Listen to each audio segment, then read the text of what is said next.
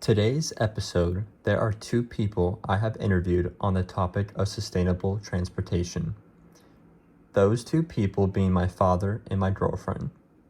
We will be diving into what their views on sustainable transportation are and how sustainable their transportation is. How do you usually get to work on a day-to-day basis? Through my truck. When you think of sustainable transportation, what comes to mind? Probably infrastructure. Have you ever considered switching to an electric or hybrid car? Yes, but that goes back to the previous point of infrastructure needs to be in place. How so? I would need better charging stations. Probably another thing, need a home charging portion or a battery, something that would be able to sustain energy or separate it from the coal and oil. What do you think could motivate individuals to drive more greener? Tax subsidies are always good. Incentives to get people. It is always the initial cost to get into it's always so high, so you need to provide some sort of incentive to offset that cost. How do you usually get around on a day-to-day basis?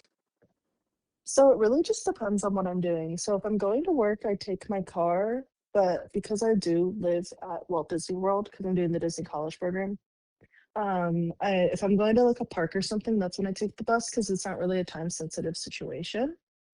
Yeah. What does sustainable transportation mean to you? Personally, to me, it means just trying to utilize public transportation as much as I can. Disney does offer a lot of really good public transportations via the bus system. There's also a mini ride share, which is kind of like Uber, but make it Disney. There's also other options like the Skyliner and the monorail that can take you place to place around out here. Would you say you are environmentally conscious when it comes to travel choices? I try to be. It really just depends. In regards to work, I'm gonna be honest, I don't like waking up early and waiting for the bus because the bus loop for my specific location does take about an hour to get there. And I do not want to wake up that early. But like if I'm going to a park or something, I normally try to take public transportation. Unless it's kind of like a last minute, like, oh, I want to do this, but the next bus doesn't come until for like another 30 minutes, then I just don't really think that well. I also do if we are taking like a car, and like I have friends coming, we use just one car. Like most of us do have cars. So we just take one to limit the amount of carbon emissions into the air. Yeah. And what changes do you think need to happen to make sustainable transportation easier for everyone? So I mean, for me at least, like, and like the people that I know, we don't have to really worry about cost when it comes to public transportation here. But outside of this, like the Disney bubble, cost is a big factor. It is kind of expensive to be taking a bus or an Uber and stuff like that back and forth.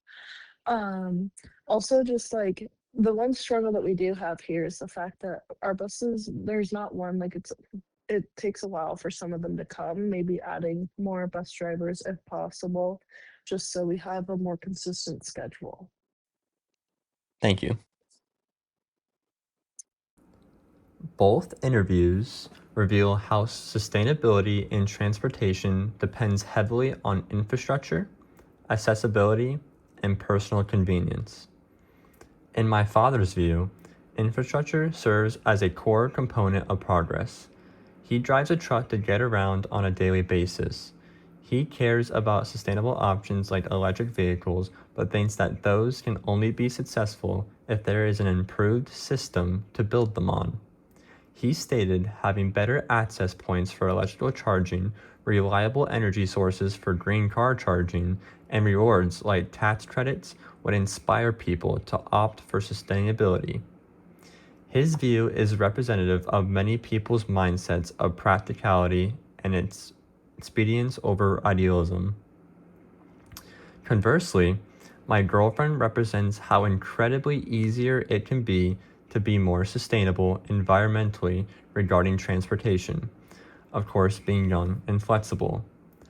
She lives on Walt Disney World property, meaning she has access to all sorts of transportation methods between the buses, the monorail, the Skyliner, and even ride sharing options, all on Disney property. She looks for opportunities in which she can transit, but is also balancing what she considers a few important things: the practicality, the timing, and convenience of a lot of those options. What I view to be a positive is how open she is to use different methods of transportation because she is really trying to do the right thing for the environment. But sometimes it doesn't make sense because of wait times or an additional inconvenience. She mentions carpools with friends as a good first step, but a very small step. However, I think this is important as we each think about our individual environmental footprint. Both conversations point to the fact that the interest in sustainability exists, but the systems are not fully optimized to promote sustainable choice. Sustainable transportation is not just about buying an electric car. It is about improving system accessibility, affordability, and efficiency to make sustainable choices the easiest and most reasonable choice. If there are good public transportation options and discounts to make green vehicles affordable, today's people, like my father, are likely to feel confident in switching to an electric vehicle, while someone like my girlfriend's younger generation is likely to not own a car at all. Transition to sustainability is a personal awareness and a systematic process. When those two pieces become one, we make a transportation system efficient and mindful of the environment, creating the road ahead for all.